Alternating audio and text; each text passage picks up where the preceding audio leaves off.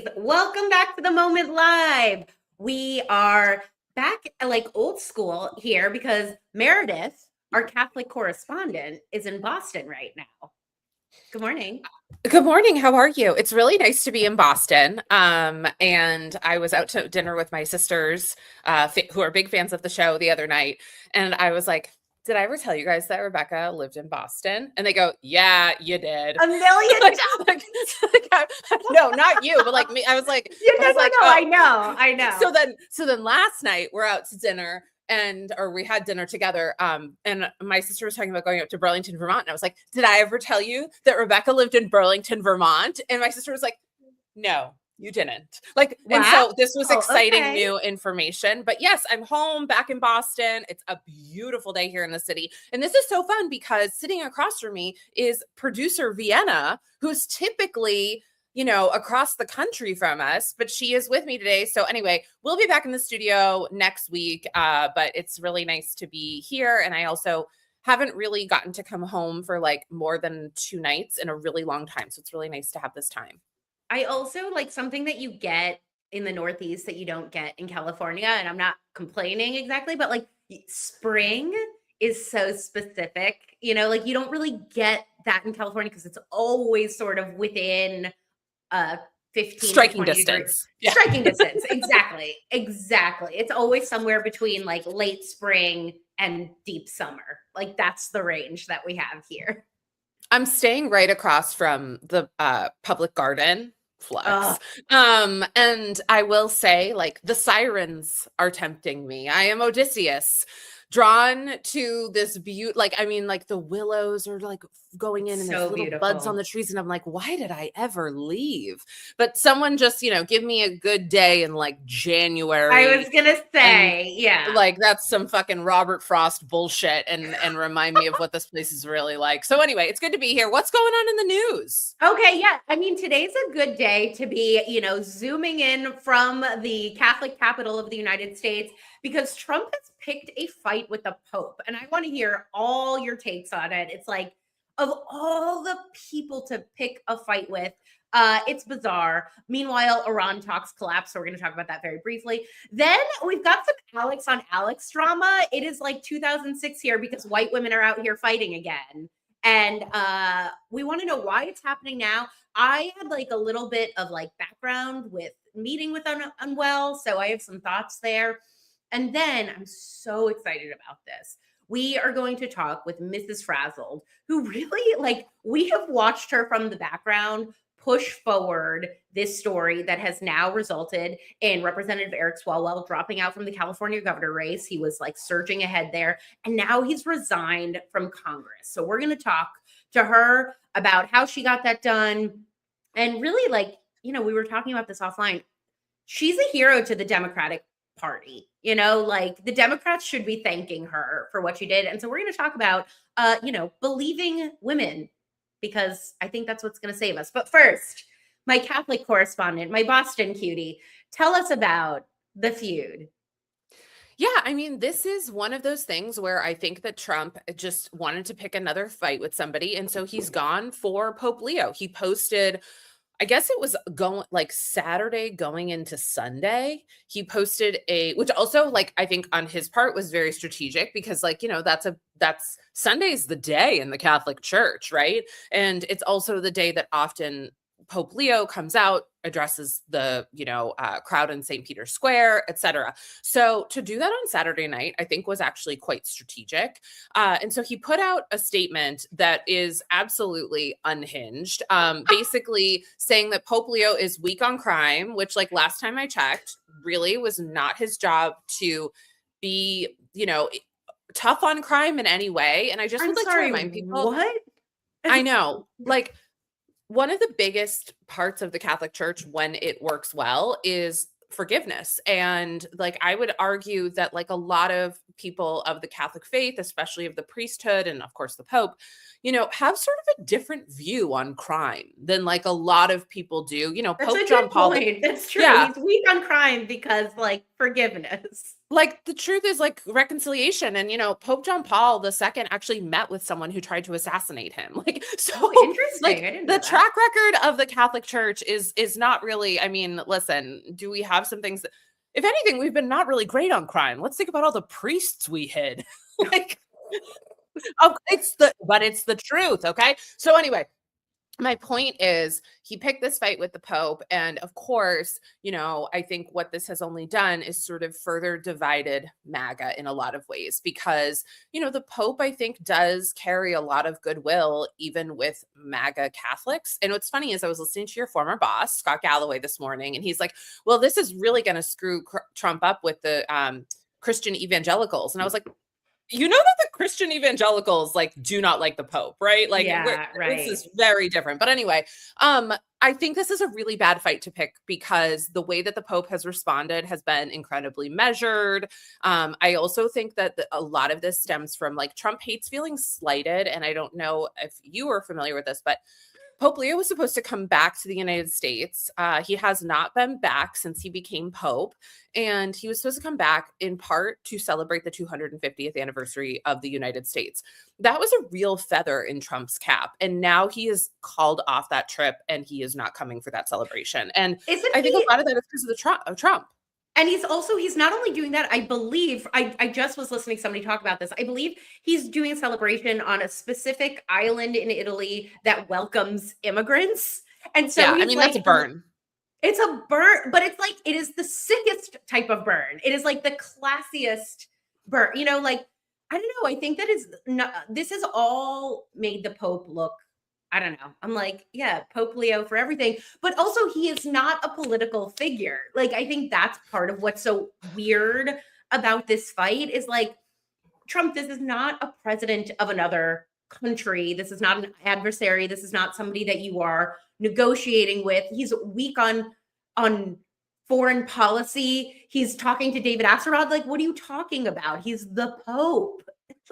Come on. I also thought something that was really interesting, and I went to make a video about it, but I haven't yet, is in that really wild tweet. One of the things or Truth Social, one of the things that Trump says is, I like Trump's brother Leo a lot more. And I'm like, okay, so here's where you've really gotten this feud wrong.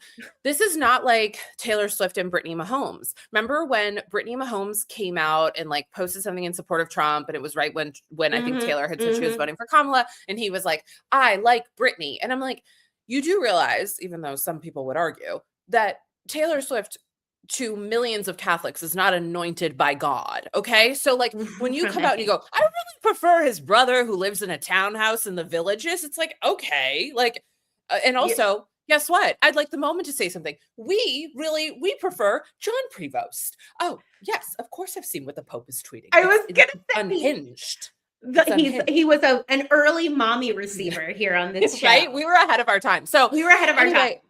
I think that this one is not playing out well for Trump. And I also think who is watching him right now? Because I don't know if you know this, but Susie Wiles was recently diagnosed with breast cancer. And of course, there's all different treatments for breast cancer, which I'm also oh, how does it feel now knowing that the Trump administration has cut so many funds for breast cancer? But I'm wondering if he is having enough supervision right now. So I ask you that, do you think that Trump's getting enough supervision right now? That's a really actually good point because it seems like Susie Wiles is the only one who can corral him. And that's true. Who knows? I think he's just off the leash. Another thing that we haven't talked about yet is that AI picture that he posted of him as Jesus. Yeah, he's since deleted it. This picture is I'm not a Catholic, I'm not a Christian, and I'm offended by this. It is so, he's healing some mystery man. And then he was asked about it by a CBS correspondent. And he said, actually, I'm a doctor here. What I'm doing here is I'm a just doctor. As offensive. That's a medical violation. Presenting yourself as a doctor when you're not. Well, what's funny? I think maybe producer Vienna can fact check this for me. I think there was a time too where Trump complained about maybe a university he was at or whatever or affiliated with, and he didn't like it because there were too many Catholics there. So I also think it's really important to remember that there's also a lot of, even though I think like when I'm here in Boston, we think of the Catholic Church and we think like Irish Italian, but like there's also a lot of diversity in the Catholic Church. Yes. And so I also think he could really easily lose that Latino MAGA vote that he has really like done, hate to say it, a great job of courting and like getting people to shift. I think you could lose that. So anyway, tell me what happened in Iran though, because we sent JD over there to, put on his big boy pants, his Oshkosh bagosh, and work the deal out. Has such negative riz. Like nothing happened. That's another reason why I think maybe Trump picked a fight is, nothing happened with the ceasefire talks. Also at the same time, and this is like good news. I think if people haven't been following this, Hungary has had this semi-dictator, Viktor Orban, far-right leader who's pals with Trump for now I don't know how many years, but quite a long time. Yes. And like 2 weeks ago, not even 2 weeks ago, a week ago, JD Vance went to Hungary to stump for Viktor Orban. And he was like, you have to vote for him. And then over the weekend, he got voted out by like a hottie. Like, I love this word. He got frame mobbed. Is that the hottie? Oh. He got frame mobbed. Is this what's qualifying as a hottie these days? I mean, look, when you've got like a melting candle like Donald Trump, like, come on. His name is, I'm sorry, I have to look it up. We can work on that hair. Peter Magyar. I mean, like, look, did you see the last guy who was in there? No, but Viktor I already fucked him. Well, there you go. Yeah. I mean, Viktor Orban would be so lucky. But like, just like JD Vance has such negative riz that he went to another country and lost their election for them. So it's like, he couldn't get Iran done. That's sort of still in limbo. The Strait of Hormuz is not opened. And then this happened. And like, I just love putting this at the feet of JD Vance, who also, by the way, is about to go on a book tour about his Catholic faith. Like, this can't be good from, Also, you've been a Catholic for like 10 minutes. I know. Like, I wonder if he's going to go evangelical now. But let's talk about other feuds. Let's talk. Oh my God, because everybody in the comments wants to know our thoughts on Alex. And you and I were texting about it yesterday. So I'm dying to know, like, basically Alix Earle, if I get this right, has been tweeting and like alluding to her fallout with Alex Cooper, because for a time period she did have a show on Alex Cooper's network. And so now, like, what's the latest and greatest? Okay, let's just set it up. Yesterday, Alex Cooper dropped a video out of nowhere, like basically calling Alix Earle out for stewing drama without actually saying it. And I think we have a little clip. Let's just play it in case people didn't see. Alix Earle. Hey, girl. The passive-aggressive reposts and the likes and the commenting on things, I gotta call you out here. You're gonna need to get specific and just say what you gotta say about me. There's no NDA. No one is stopping you. Stop hiding behind other people and just say it yourself. What's the beef? Because I'm really tired of waking up and seeing you using this fake drama to distract from other shit going online for you. Not interested. Okay. I know what happened, and so do you. So talk. So then Alix Earle wrote a comment under that and said, okay, on it. So, okay, I actually was recruited to run Alex Cooper's Unwell podcast network before she signed Alix Earle.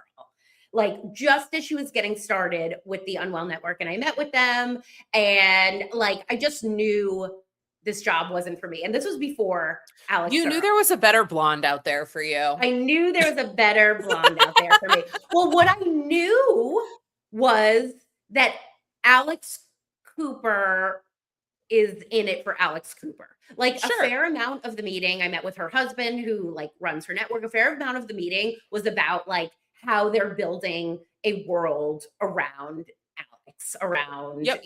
whether, when she's going to have a baby, they are going to do formula drops or, things like that. And sort of like build around her life. And then, Wow, Amazing. Unwell formula is like quite a rebrand. Like, well, I mean, I don't want to like put words in their mouth, but No, like, do you know kidding, what I'm saying? It's like, honestly, what's up, daddy gang? You know What's when up, it's daddy the middle gang? of the Here's my- night and the daddy's got to give the and your baby a titties bottle. are leaking. Yeah, Like, girl, exactly. I'm not faulting you. Get at it. I Well- do think it'd be hard to brand a formula as Unwell, though. I think it would be hard. Well, okay, that's actually a really good point. Is I think the whole thing was hard to brand, and I mean, there were a lot of reasons why this wasn't the right job for me. But I was like, this is about Alex Cooper's fame, and so then I remember seeing this picture of the two of them. Like when they announced that Alix Earle was going to come on, and they're like, and I was like picturing myself with my glasses in the background, like. Like it was so, you know what I mean? I was like, can you imagine me, the Liz Lemon in the background of these two, like, and I also was sort of like, this is not Dial a feminist, like you're clearly calling me because you want Alex Cooper to be taken more seriously and you want like somebody with like a more serious background to come in and be her sort of cushion there. And I was like, no, thank you. You still do business with Dave Portnoy. And like, I'm not getting anywhere near that, alleged rapist. Anyway, all of this to say is they completely fall apart. And I think part of why they fall apart is exactly this, is Alix Earle is actually pretty lateral to Alex Cooper at this point. You know what I mean? Like in order to build a network, you have to like pick up talent and like build out that talent, take a chunk of that money and help them grow. I think the problem is that like too many blonde famous Alexes in the room. I don't know what the actual beef is, but like it doesn't surprise me that it didn't work out because the power differential there doesn't make any sense. And Unwell doesn't seem great at building out shows and properties. It seems great at promoting a world around Alex Cooper. So I don't know. I also think Alex Cooper's trying to get ahead of whatever beef is going to come out with the Sophia Franklin book. I think she's like, I can't have two coming out at the same time or people are going to attach a mean girl narrative to me. And so I think she's like, I have to clean this up now, far ahead of, I looked it up because I was curious. Sophia Franklin's dishy book about her fallout with Alex Cooper on the original Call Her Daddy is coming out in November. And so I think Alex Cooper said, I got to get ahead of this. We got to squash one beef first. And, it brings People both want to know, attention. though, everybody, let's just pause for a second, though, because Sure. everybody wants to know if this is manufactured PR. So, like, if you had to bet just yes or no, what would you say? Yes, but I don't think it's coordinated. Agree. Yeah, I Yes. feel the exact same way. I think they're both That's what like, this is great for me. Like there are times when things happen, when fights happen between, whether it's been business partners in the media or actors and actors, where like it is not like neither one of them wants it or only one of them wants it. This is the situation where I think both people are like, actually, this benefits me in different ways. 100%. And so it also like, if you look at it, Alex has these Unwell games, the like winter Unwell games. We're throwing it up We're there. throwing up Throw a it in the viewer poll. chat. Oh, fuck yeah. Drop it in real the chat beef if you think or it's is it coordinated beef. Good question, Vienna. Yeah. Drop it in Thank the you, chat. Vienna. And so, I mean, I don't know. I think we'll just have to see. I think one of the things that I would say is like, I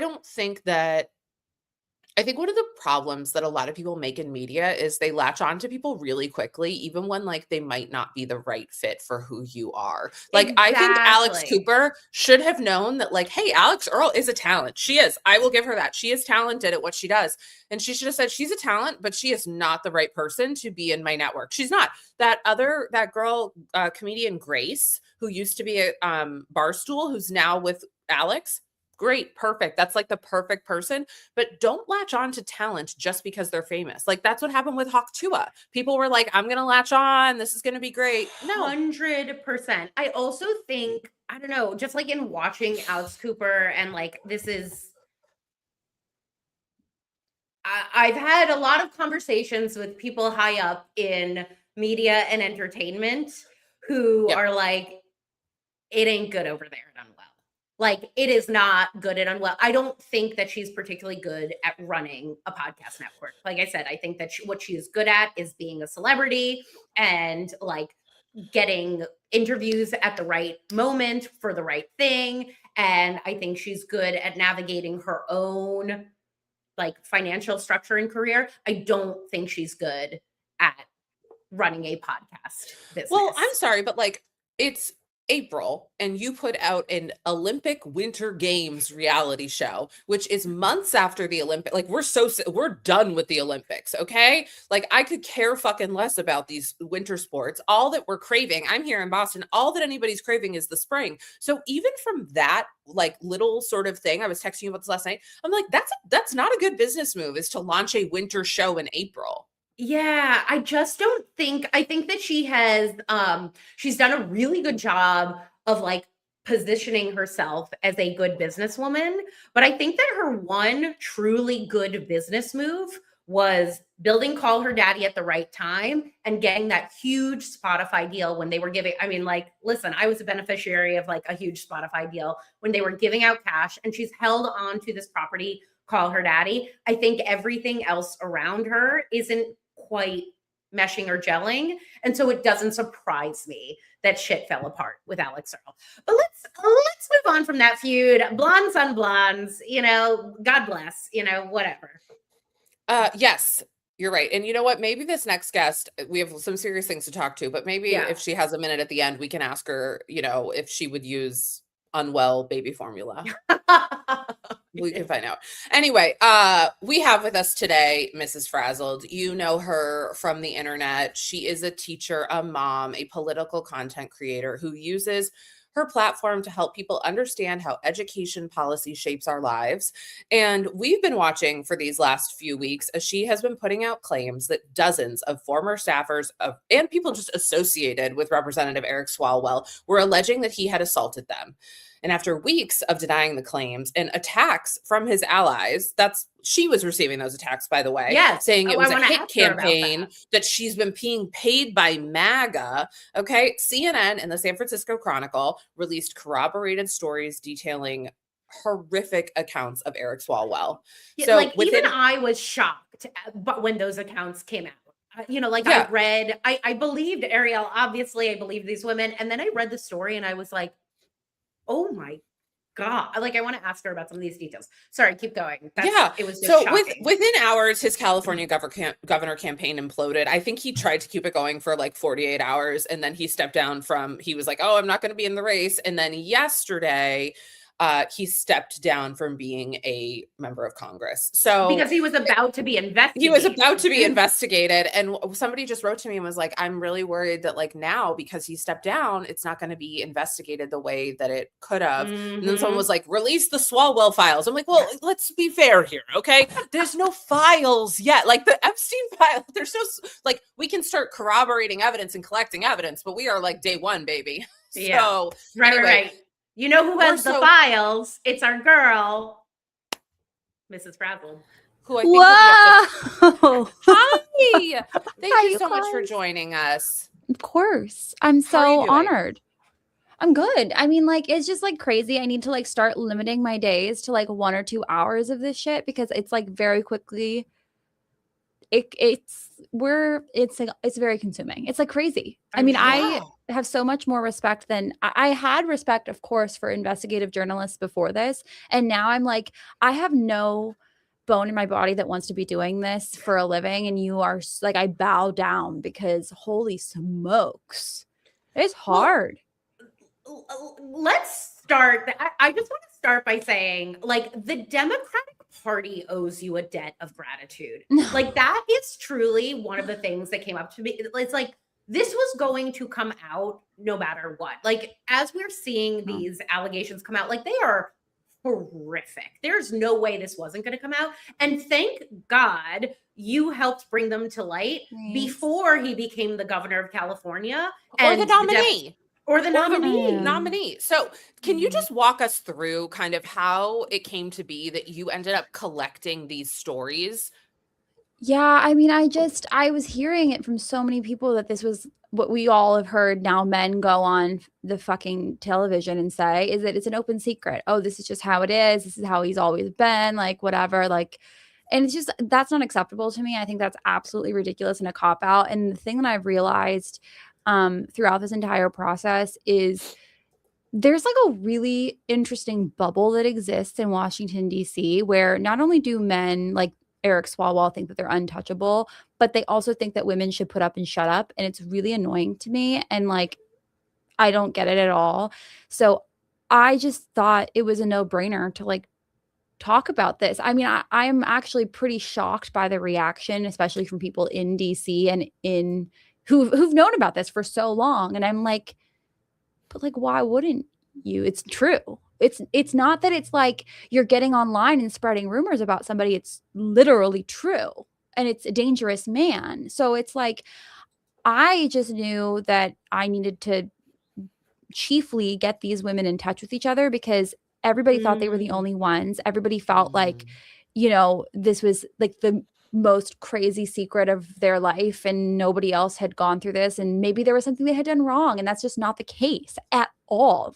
So I just was like, okay, if I can just like gather as many people as possible. I knew that there were stories being worked on by CNN in 2016 and 2019 and I was like in touch with a lot of people who'd have had experiences, people who knew things. And I was like, listen, if I can somehow gather everybody in one place, I will be able to help, but I couldn't do it. I was banging my head against the wall until, of course, Cheyenne and her friend who went on CBS this morning, they were amazing with Allie, but her friend was like, hey, can you please make a video about this, and told her what had happened to her. And Cheyenne did. And it was really Cheyenne and her and I like working together, 3 little girls in a group chat, like making this happen that just we kept plugging away and we were like, we're going to have to do something. So it was just like a real group effort. And like, I just can't, it just feels crazy. Well, wait, go back for 1 second. You said 2016, 2019 CNN. So are you saying that there have been investigations by the press on Eric Swalwell specifically? Before, Yes. way long before this. Way long before. Yes. This is not the first time by any stretch of the imagination that this has come up, which is why I get a little frustrated when people say, well, why has this just come up now? Well, women did come forward. Women have come forward. And the thing about this process for survivors is it's really, really draining and it's really, really hard. And as you've seen the response online, like imagine being I mean, in a pre-Me Too world, it was even worse than it is in post-Me Too world, which we've watched how shitty that's been. So it's like they tried. And they also tried to report it to their superiors. Now we know from Mike Trujillo that this has been something that was reported to leadership on the Hill, and they were completely brushed off repeatedly. So any disregard for these women saying like, oh, they should have come forward earlier, they fucking did. So so what is broken in our society that has allowed this to be perpetuated? Because clearly reporting it is not enough.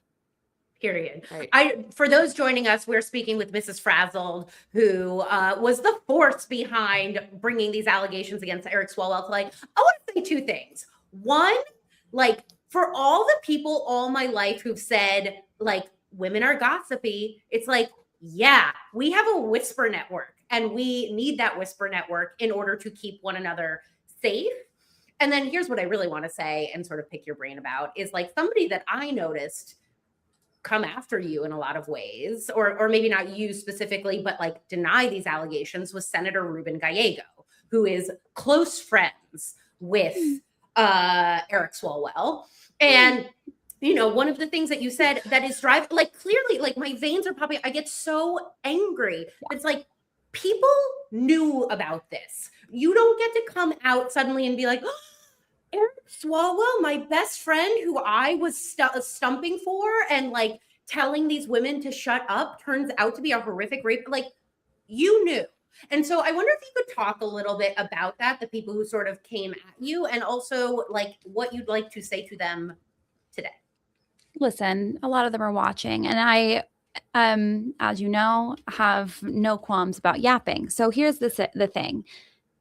I find it freaking impossible that Ruben Gallego did not know. Ruben Gallego is full of shit. Hi, Senator.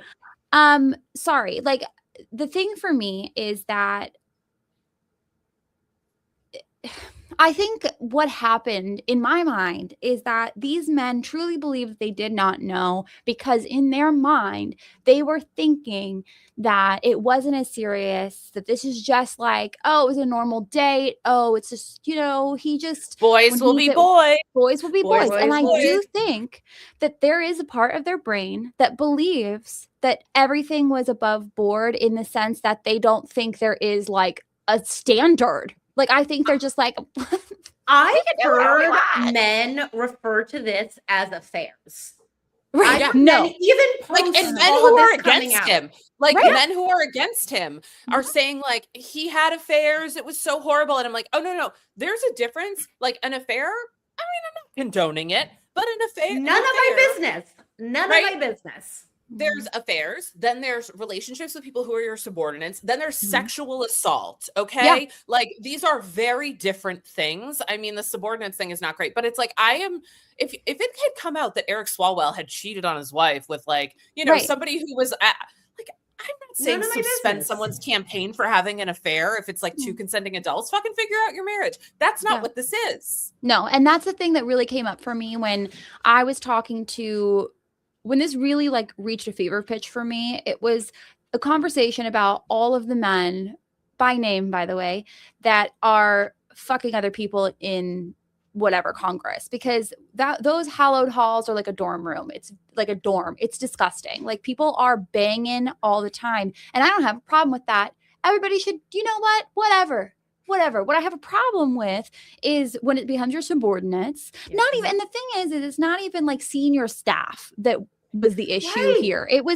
That's an issue, but it was the issue of like, these are like college and post-college women. Like, these are young Right. people. If you walk around the halls of Congress, it looks like a freaking college town. It's also, I as I was looking into this, in 2016, an article from The Hill came out that called him the Snapchat king. And like, if you haven't read the stories, a lot of what he was doing was getting on Snapchat and contacting these girls. And that's I mean, I guess technically they were women, but they were 21. Like, think about Right. who you were when you were 20. And I want to say two things about that. Like, how predatory that you found them on an app. Like, the whole point of the story of him about being Snapchat king is like, how interesting to use this platform that isn't what, congressmen are going to do. Yeah. Predatory to go after Predator and in one-on-one. that- Yes. Predator one, and two, that they were all disappearing messages. I was like, this man knew what he was doing, consciously, subconsciously. Like, that is true predatory behavior. Mm-hmm. It's absolutely ridiculous. The Snapchat's on his website. Is that what I'm reading right now in the chat? This story is on his website. Yes. Shut up. Yes. Ah, Yeah. What a joke. Wait, I and mean- you know where I found it? I found it on his Wikipedia page. It was like dubbed the Snapchat king in He 2016. probably put it there. And I was like, He probably put it there. of course What he a did. Of sinister course he did. man. Yes, of course he Sinister. did. Here's the funny thing too, is like, now we have this California governor's race, and people, I'm sure they keep, and I'm not going to put you on the spot here and say this, Arielle, but like, people keep contacting me and be like, well, now who do I vote for? And I'm like, I don't know. Why don't you Google a couple of these candidates? There's other people to pick from. But I do want to call out that I was on a call with him, and he gave us his personal cell phone, which I thought was really weird at the time. Oh, But yeah, I we were also- on that together. Yes, I know I didn't want to call you out, but like, oh, no, I remember. yes. I remember thinking it was really weird, but can we also talk about the fact that like he was never my pick? And I will just say that right now, the show does not endorse people, but he was never my pick, because when we had that meeting with him, not only was I unimpressed. Do you remember when they were like, okay, representative, tell us, like, his staffer was like, tell us your like hot new ideas for California. He's like, first of all, eliminate the DMV. And I was like, what? That was his first issue. He's like, did you know that there are like, you should never have to go to the DMV more than once in your life? And I was like, I don't know. I got a lot of shit, a lot of problems in my life. I don't feel like that's a recurring one. And also I thought to myself, that's a job that a lot of folks who are Black and brown have. Basically, he wanted to like get rid of like almost all the DMV locations. And I was like, so you just want to like, I mean, like, I know people rag on the DMV, but I'm gonna tell you right now, I thrive at the DMV. I do very well there. I'm very respectful. I think people leave there and they go, wow, that was a nice person. And I bet you, Arielle, are the same way. I bet you thrive at the DMV. There's a wall of fame at these DMVs in LA that has our picture on them. Like Right? we are on the wall in the back room, and they just sit and like reflect on how kind we were. But I don't think he was ever that, like, everybody was like, he was so great. No, he was so great because all these people were protecting him, pushing him forward. And so I think it's like a good thing to think about, like, okay, now we have this moment to push the race in a different direction. And I guess my question to you, Arielle, I'm not asking you to endorse anybody or anything like that, but like all these people who keep coming to you probably now and saying, well, now what do I do? You've screwed it all up. It's like, fuck you. What do you say to them? I say absolutely nothing because I'm tired. Yeah. I'm deeply Arielle sleepy. owes you nothing. Yes. And I never did. I never Right. actually did. I like to say I have a mutually parasocial relationship with my followers because I do quite like them. But these are not my followers. These are like strangers who found me 2 seconds ago and they're like, all right, so tell me everything. What am I supposed to do? Or they're like, can you look into this? Can you look into that? And I'm like, I can barely look into my own workload from the past 2 weeks because it is so whatever. Like the gubernatorial race at this point, in my opinion, we never really had great options. So I'm kind of like watching. I'm like, That's let's see fair. what shakes out here. But I don't know. Google it. Some of the allegations in there were so much more like Meredith and I have been watching you from the sidelines do this. And like, I of course and chatting with you behind the scenes. We've been offering we were, reaching out to you. But one of the things, like when the story came out, like all corroborated and like fully fleshed out, like it was truly shocking. And like they reading between the lines, like I would be interested if he was drugging women. Like I nobody has come out and said that, but like there are 2 stories where these women explicitly say I was drinking and suddenly it went black. What are you expecting next in terms of investigations? And has anybody apologized to you?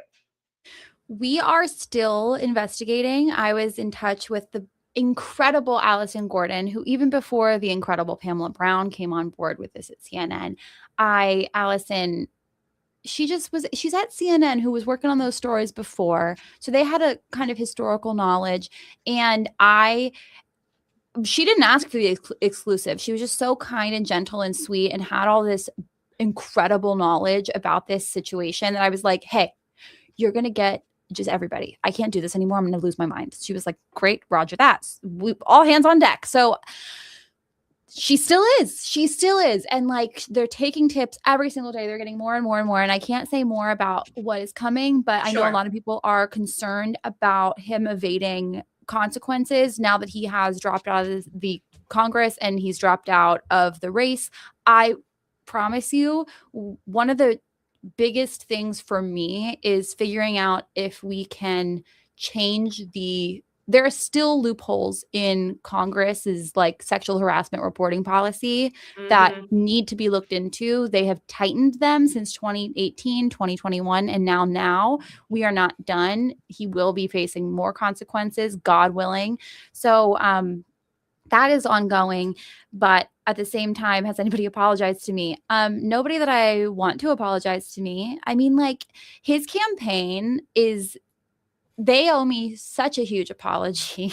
Yeah. Some of his staff, that I'm just like, they're like trying to like, they're like, hey, can you like tell people to stop asking for refunds from Act Blue because that's actually like our money to get paid. And I was like, You ran fucking Oppo on me last week. You were calling everybody you knew. You released a press brief about me with lies. Then you held a press briefing. You invited my friends and lied to them. And you like could have really fucked me because like I have never been paid by a campaign. I will never be paid by a campaign. And how dare you? And you knew that. So to send a friend a text to say, hey, can you copy and paste this to Frazzled? No, I hope like you don't get paid for last week, friends, because there's also proof that there are people at the top of that campaign that knew, whether they want to say it or not. Because if you look at the San Francisco Chronicle article, there is a piece where that woman who so brave, like literally saved the world with her story, she called because she thought she was the only one. She saw me posting and was like, did you tell somebody? Like, what is going on? She calls and the senior staffer goes, you need to tell people that Eric was never mean to you, never touched you, never did anything wrong to you. And she hesitated and she goes, is it correct that he never touched you or did anything to you? And she hesitated again. And she said, actually, I don't want to know. And that is one of the first missteps that resulted. This hubris that this campaign and this man has exhibited is disgusting, because that is one of the reasons we had so many women come forward. We did not think that we were going to be able to break this for sure until their own hubris pissed so many people off, because I didn't know how he was going to respond to this. But to get on camera and lie and say, I never made anybody sign an NDA, and Politico instantly and desist. And Politico immediately proved them diabolical. So if you guys don't know, the behind the scenes, I don't know what's been put out, but whatever. CNN went to Swalwell for comment, and instead of giving comment, he figured out who the two women were alleging that he assaulted them and sent them cease and desist to their phone at midnight. Sick. So it's like, if you don't know who these he was saying these anonymous allegations are, how did you know who to send cease and desists to? And so I think, Arielle, I want to just, first of all, I just want to say, like, you truly are a hero, and I want to thank you. No, I know, but like you stood when everyone was saying you were wrong. You stood on the truth. You saved women. There's so many women who now can come forward. There's so many women who now won't be harmed by this dangerous man. I do want to just want to throw it. I feel like we have this thing where we're like, believe women for our own victimhood, and like, yes, and also believe women because they are going to save you. Like, imagine if this had come out further down the line, right? Like, I just like believe women because it is good for all of our democracy, like don't be sorry. And I mean, I just want to say too, like, Cheyenne and I took out umbrella insurance policies on our house. I'm the sole breadwinner of my family. I have 3 kids under 4. I did not know if I knew women had come forward. I knew that I knew what I knew, but I did not know if they would want to come forward to the media. I did not know if they would want to press charges. All I wanted them to know is that they weren't alone, and Cheyenne was the same way. And like, we really could have gotten fucked. I mean, if the people who were heroes and the people who saved us are the women who came forward and said, you know what, enough is enough. And like, to be any small role in empowering them and being able to like work in this little group chat of these women who like, we were like fed up. I mean, it's an honor. And like, I really think the takeaway here should be that anybody can do this. These people are nerds. Like they live in their Washington, they're so DC bad, and they're so bubble. bad at this too. They're so fucking bad at this. Here's my last question though, because we got to get time. I know. I'm sorry, guys. But my last question, Arielle, I think this is really important. So I just want to say, if someone's watching this right now, or we can clip this, if someone's watching this and they have information, a story, etc., what should they do right now? You can reach out to me, or you can reach out to Allison Gordon, the lead reporter from CNN. We have a lawyer for you. The lawyer is amazing and we'll do anything for you for free. We'll tell you your rights. And we also now have a group chat where the women are, so you won't be alone. Like, you will be able to talk and like be with us and be with them. And like, it's important. I'm not in the group chat, but they are. So yeah. Well, thank you so much, Arielle. We're so grateful for you. We'll have you back Unbelievable. soon. We love you, and take care of yourself. You Yeah, too, please. amazing work. Amazing Bye, you work. guys. Adore you. Bye. We adore you. What a Damn. hero. Truly, what a hero. Like, thank God, because this Thank would have God. been the Republicans' like September surprise. They would have been so happy, so excited. And that's Yeah. why, like, somebody messaged me and was like, I think Stephen Miller's behind this. I was like, Stephen Miller's guilty of a lot of things. He's not guilty of this. Like, you guys just have to accept that, like, this dude is a bad dude. I know that's like hard for people to accept, but he is. We were at a dinner recently, and somebody was telling us how they were at a Democratic event where a famous Democratic operative said to them, like, "Oh, these women, these mouthy women, have been bad for the Democratic Party, and like us winning." And like, I just want to say, like, whatever the opposite of that is true, like women coming forward and telling on these men is going to save the Democratic Party. Right? Like, I am first and foremost a woman for other women. And I am not so secondarily a fucking Democrat. into Democrat. I like, not even secondarily. Like, Yeah, I'm not right. secondarily a Democrat. If you ask a MAGA person, like, they will say, MAGA is it is my religion. It is my first thing. It Yeah. is my biggest value because it goes with all these other things, and they cannot believe anything else. But I think what the key difference between the Democrat and the MAGA movement right now is that, no, I don't, like, people were saying to me, like, I don't care if he goes down. If a Republican gets his seat, so fucking be it. They're already there. Yeah. I would rather have that. No, I feel the same. Like, I'm a Democrat because more consistently the Democratic Party aligns with my values and needs more consistently. But like, Eric Swalwell isn't it, and like the men who I really like, I am watching the men who were around him like a hawk. Like, and some of this is just like, women know, we know this guy, like, we just know. Leave. Say that again. What do you think do you think the wife's gonna leave? I think one of the things that I've noticed I think the reason it took Eric Swalwell like this long to admit it, and this long, I mean the weekend, is what he's done consistently is come out and say, like, I've made mistakes, but not the rape allegations. Right? Like, he keeps on going. Yeah. Like, he keeps on sort of saying, like, oh, I'm so sorry for the mistakes I've made. Like, he seems to be wanting to say, like, okay, yeah, like, I did send some pictures over Snapchat. And it seems like he's trying to, like, now just fight criminal allegations here. And so in terms of the wife, like, I think he's probably holding on to that for like grim death. You know what I mean? Oh, like, I think that 1,000%. And I can't remember her name now. I want to call her Liz. Jennifer, I think.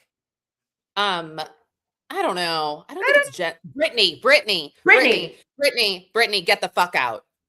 Get the fuck out of there. I don't care if it means you're not going to have as much money. You need to get the fuck out because he's it's not dangerous. Listen, affairs are unfortunate and they can hurt you, but this was not an affair. That's what I think the key difference is here. This was not an affair. And so it's like, you got to get the fuck out of there, because the thing about predators, which is what I believe he is like, they are dangerous. Like, he will do this to somebody else that it will be even more detrimental to your life. Well, and you and I were messaging about this before the CNN story, like as Arielle was doing this.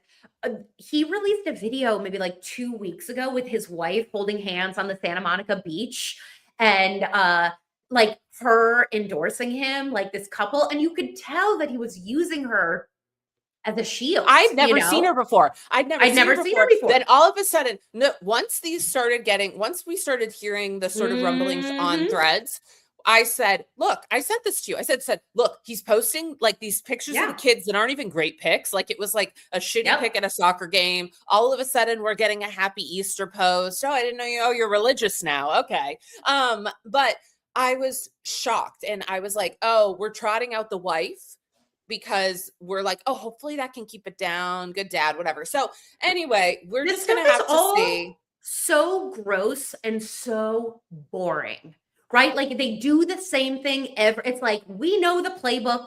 We've seen it before and we're sick of it. Like, it is so gross. I just, like, you're not pulling one over, you know? Like, Well, let me ask you, because we do got to wrap. we gotta wrap. We gotta go. What's having a moment for you? This TV show Bait on Prime, I feel like it's not getting nearly enough praise. It's Riz Ahmed, who I just think is like everything I see him in. I just think he is so wildly talented. He brings like such he has like such a tenderness and edge to him and intelligence. Like he always brings such an interesting texture to a role. He wrote it. It's about sort of a character like him, there we go, who's a Muslim British. He lives in London, and he's sort of a middling actor who's up for the part of James Bond. And the whole show is him sort of like dealing with fame and culture and his identity as he like wants to be this representative. And it's funny and it's smart and it's over the top. And it's just so great. And I will die on this hill. He should have been Heathcliff. I will die on this hill. Riz Ahmed should have been Heathcliff. Wow, there's like a Euphoria tie-in here. Tell me more. Well, because like we got Jacob Elordi, Oh, that's he played right. Heathcliff, which, like, by the way, a lot of what the book says is that Heathcliff, like many interpretations of the book is that he's a person of color. But it's not even interpretation. Like, I reread the book recently, and it's like they explicitly, like the author explicitly says in the book that he's a person of color. Like all these people, like it's not explicit what ethnicity he is, but like many times in the book, it's very clear that key to the character of Heathcliff is that he is a person of color. They don't say he's Black or he's, like it's not by our modern definitions, but like there's no denying this in the text. Anyways, what's having a moment for you, babe? I would say just being here in Boston's having a moment for me. Yeah. I was having such a lovely night last night. I walked through the public garden and then I went over to Nordstrom Rack, and like I miss that like lifestyle of, and I mean, I think you have that in New York as well, where you're just like, oh, I'm walking by this store, and you know what? I am gonna pop in, and like LA is not like that. If that's the kind of like city that you like, the LA is probably not for you. A couple of neighborhoods, but it's just not that culture. It's lots of great things about it. But anyway, I was walking and I thought, God, not that I was feeling like moving back home or anything like that, but I was like, God, it's just so wonderful. And then I was like, my sister called me and she was going to order my favorite takeout food and I was going to go to her house and have it. And I was like, why did I ever leave? And then I'm like, well, I'm staying in a really nice hotel. I don't have to like I didn't like spend all day in meetings. I didn't have to go home and walk the dog. Like totally. Life feels very easy when you're staying in a nice hotel and on vacation and the weather's beautiful. So I was like, remembered. Yeah. But anyway, I'm still having a great time. So anyway, I love it. We will be back on Friday. We have Representative Lauren Underwood. Super excited for that conversation. And in the meantime, you guys show the show a little love and subscribe to the YouTube channel. It's linked in my bio. Please go subscribe to the YouTube channel as soon as this ends. The Gen Z heart? I think that's a vagina. But yeah, I'm really excited about the YouTube, and we're working on growing it. So if you could sign up over there, we appreciate it. Love you guys. Thank you, mommies. Bye, guys. Bye.